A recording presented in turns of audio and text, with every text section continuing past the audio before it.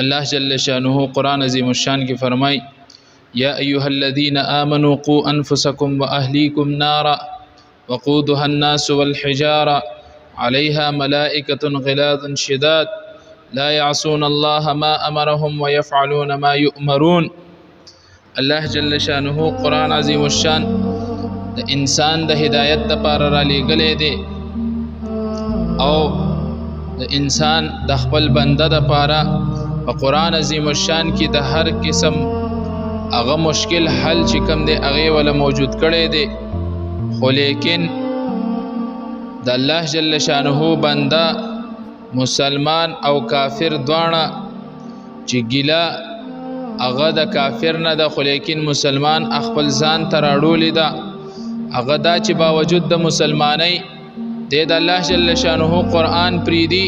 دی د الله جل شانه دین پریدي دی د الله جل شانه شریعت پریدي د محمد رسول الله صلی الله علیه وسلم طور طریقې او لار پریږدي د محمد رسول الله صلی الله علیه وسلم قول افعال او دا هر څه هغه پریږدي او لیکن د اغیارو پسې منډې وای دا د لپاره د تباهی او لوی علامت دی. عزیزانو الله جل شانه فرمایي یا ایها الذین آمنوا قوا انفسکم واهلیکم نارا. زمونږ دی پښتو معاشره کې یو متل وای اول خپل ځان دی بیا جهان دی. الله جل شانه د تهمم دا فرمای چې اول خپل ځان د جهنم د اور نه وساته واهلیکم نارا دا غینه پس د خپل اهل او عیال هغه د اور نه وساته. اهل او عیال عزیزانو اول به خپل ځان باندې خبرو وکړو چې خپل نفس خپل جسم خپل روح دا بچ کول دي دا غینه پس ته بیا نور خلق ګورو. نو الله جل شانه مونږ ته فرمای قوا انفسکم واهلیکم نارا. انفسکم خپل ځانونه د خپل د اور د جهنم د اور نه وساتئ. خپل ځان ته انسان سوچو کی چې زه کم طرف ته روانم زه په کومه لار باندې روانم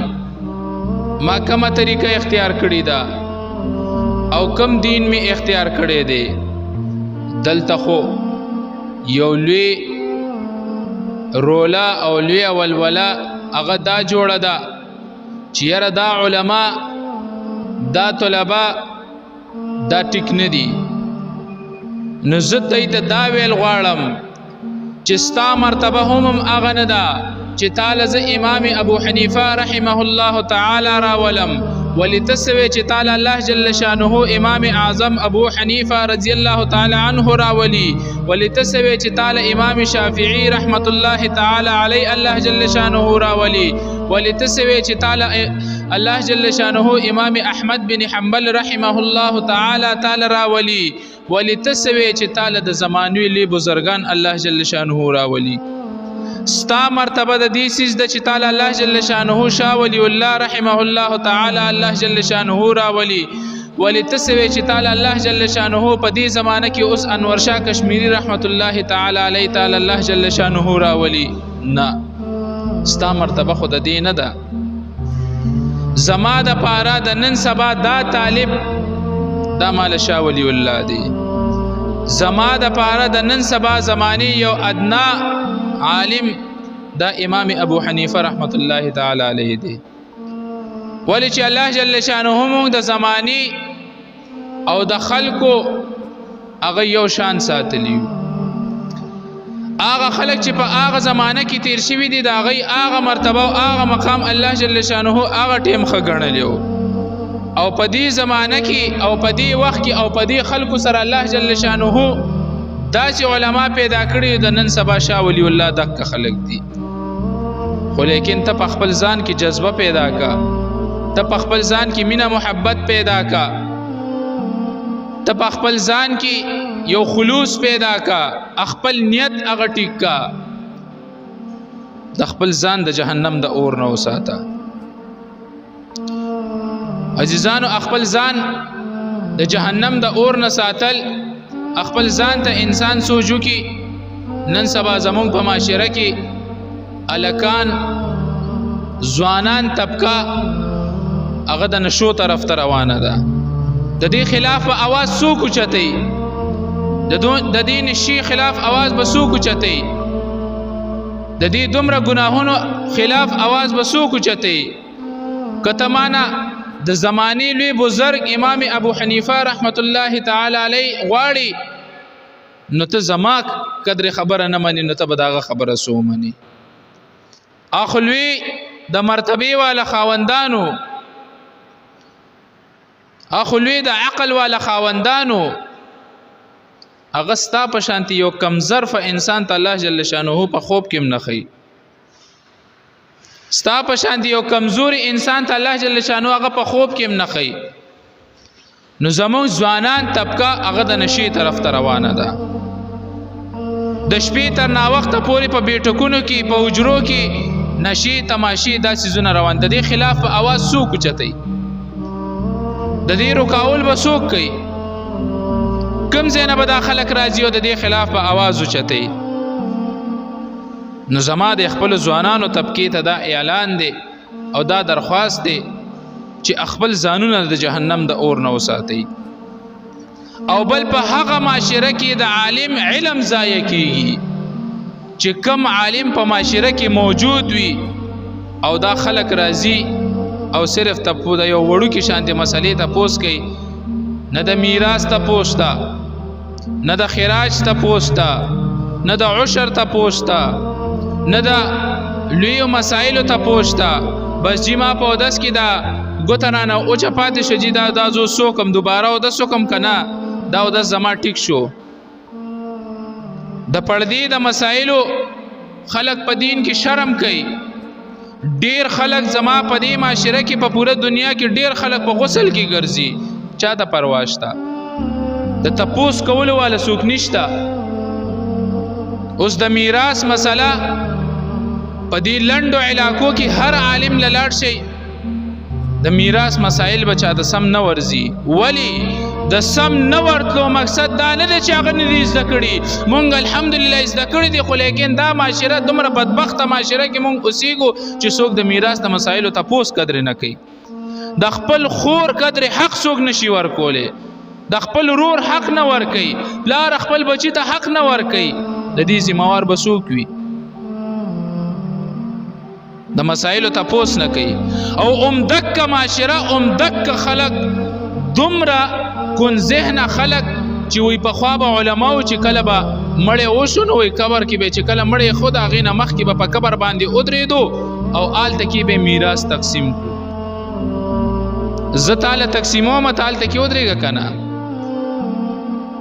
زه تاله تقسیمومه چې ته تاته ویم چې دلته کې ودرېږه او هله به یې خښې چې کله د خوري څه ورکي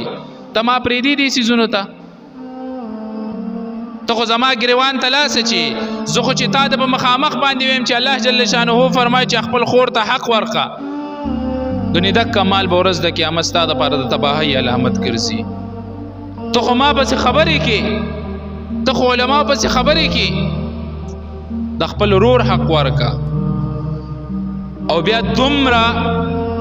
یو لویه د ظلم معاشره او دومره د ظلم خلق چې د خپل خور حق چې کم دی هغه لاندې کولی شي ته د خپل رور حق خو لاندې کا والله چې شل ډزه دي ولیدلته کې دومره غونته کې یو 2 انچه ځای خو ترې رالاندې کا شل ډزه به دي ولي د خپل خور دپاره تکړه شوي د خپل خور دپاره تکړه شي د هغې نه ته حقونه خپو لاندې کې چې هغه یو کمزوري یو یتیمه شوه بل به بیا واده شي خاون به مړ شي خو لیکن دا ظالم ورور دا تپوس قدر به هم نه کوي هغه د واده نه پس پرېږده په خپل کور کې ورسره اوسېږي او ظلم ورسره کوي لګیا دی په خپل کور کې اوسېږي او خور سره ظلم کوي نو عزیزانو الله جل شانه فرمای چې قو انفسکم خپل ځانونه جهنم د اور نه وساتئ بیا به وایي چې یاره دې آیات کریمه کې د دې خبرو څه ضرورت و دغه مسائل به ټول خپل ځان ته مخې ته ږدي شریعت قانون باندې به پوره عمل کې اله به ته خپل ځان قو انفسکم د خپل د جهنم نه به ځان ساتي د جهنم د اور نه به ځان ساتي چې دا څیزونه ستا په عمل کې رالل او دین شریعت او قانون باندې تا پوره عمل وکړو الا بچ کم دې ستا ایمان کامل وګرځي ګین لیکن ستا ایمان نامکمل دی ستا ایمان هغه پوره کیږي نه بیا دغه شانتي په دې معاشره کې هر قسم خلق اوسېږي ډیر الکان په دې موبایلو کې په گیمونو باندې لګیا دي په فری فایر باندې په پبجی باندې د دې خلاف په आवाज سو کوچتای زما معاشره تباہی طرف ته روانه ده الله جل شانه مال علم را کړی دی زه د خپل د علم د وس مطابق زه आवाज اوچتم ما سره یو ملګری نشته دی ما پس خلق خبرې کوي ما پس خلق اوازونه کوي ما پس خلق کنزل کوي خو لیکن الحمدلله علماء دیوبند د دې سيزونو پروا نه کړي علماء دیوبند د دنیا په هر یو محاذ باندې لګیا دي او د هر سیز خلاف आवाज اوچت کړي دي د شریعت د قانون خلاف چې کم یو سیز عالم بداغي خلاف आवाज اوچتي داغي سیز خلاف आवाज اوچتي د 2 روپو د پاره د 2 پیسو د پاره مونږ خپل ایمان نشو خرڅولې 2 روپو د پاره مونږ خپل قانون او خپل ایمان خرڅ کو نه الله جل شانه به مونږ ورځ د قیامت تپوس کوي دلته کې تپ یو کرسی باندې کېناستي او 2 او 3 او کال پس چې کم دې زتا سره ګورم ستا بلډینګونه ولاړ دي زستا اغه سرمایه ته وګورم زستا تنخواه ته وګورم زستا کاروبار ته وګورم باغې کې کته شل کاله مهنت وکړه ته دا چې بنگله ځان لنش جوړولې ز پتا باندې سوال کوم چې دا پیسې د تاسو سره چرته نه رالي دا کم زینه تاثر رالی ایمان دی خرڅ کو رشوت دی واغسته پر دې حق ته د خپل خپلان دی کو پر دې حق ته د دنه واخل د اغل دی ورکو خو لیکن د خپل د ځان د 2 روپو د پاره